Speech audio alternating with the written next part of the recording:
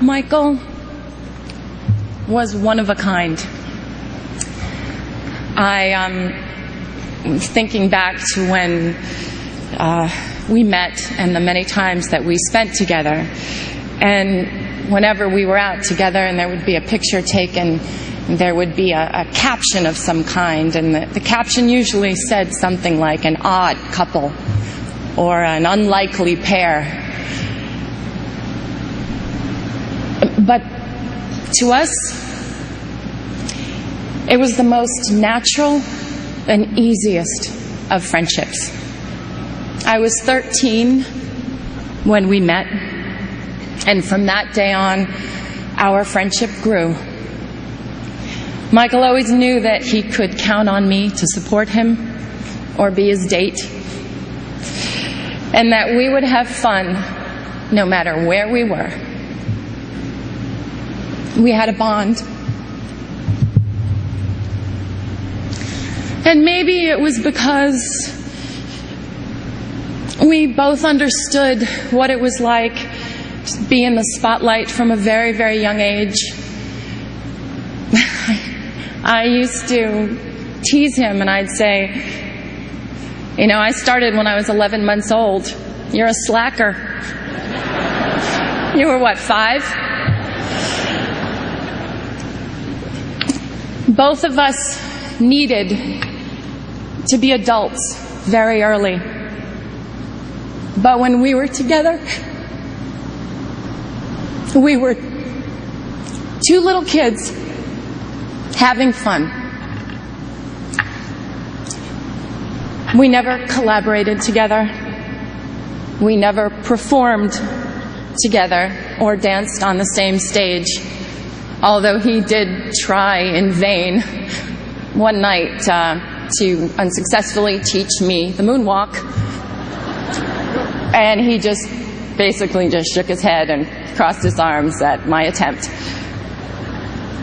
We never filmed a video or recorded a song, but what we did do was laugh. It was always a competition to see who could make the other one laugh more or be sillier. Michael loved to laugh. His heart would just burst out of him when he was laughing. He adored it when I did silly imitations or told him stories about my life.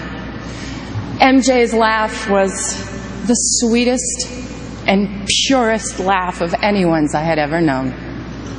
His sense of humor was delightful, and he was very mischievous. I remember it was the night before Elizabeth Taylor's wedding, and he had called me prior and asked if I would join him. He didn't want to be alone for all the festivities.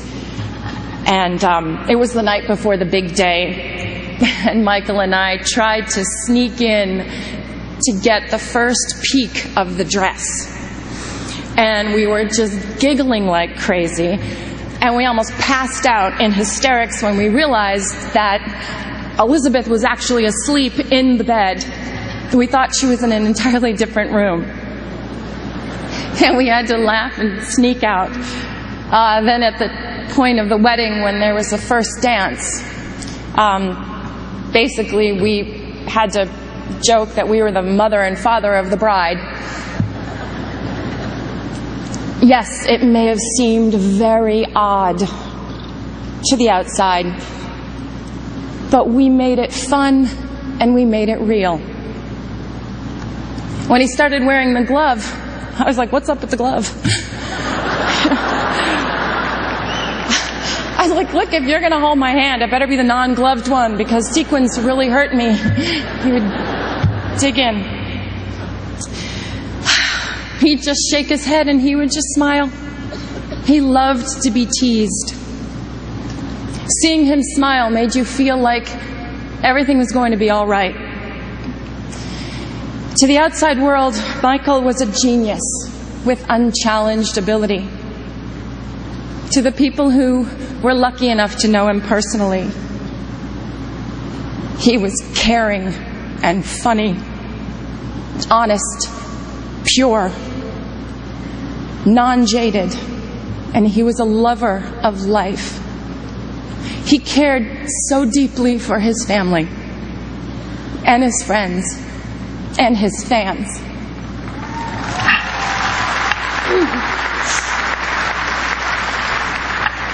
He was often referred to as the king, but the Michael that I knew always reminded me more of the little prince.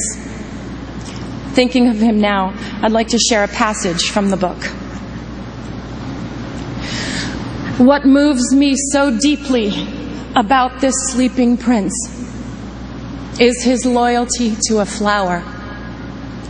The image of a rose shining within him like the flame within a lamp, even when he's asleep.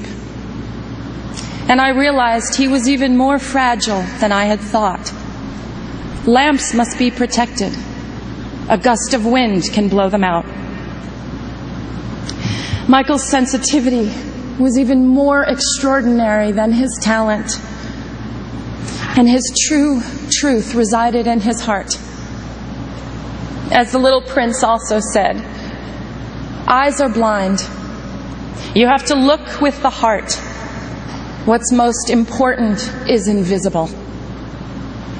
Michael saw everything with his heart.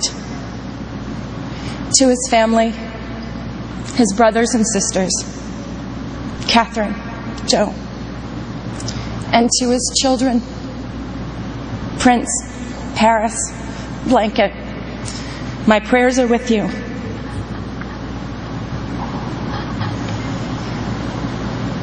Michael's favorite song was not one of the countless masterpieces that he gave us, but it was a song that Charlie Chaplin wrote for the movie Modern Times. It's called Smile. And there's a line in the song that says, "Smile though your heart is aching." Today, although our hearts are aching, we need to look up where he is undoubtedly perched in a crescent moon, and we need to smile.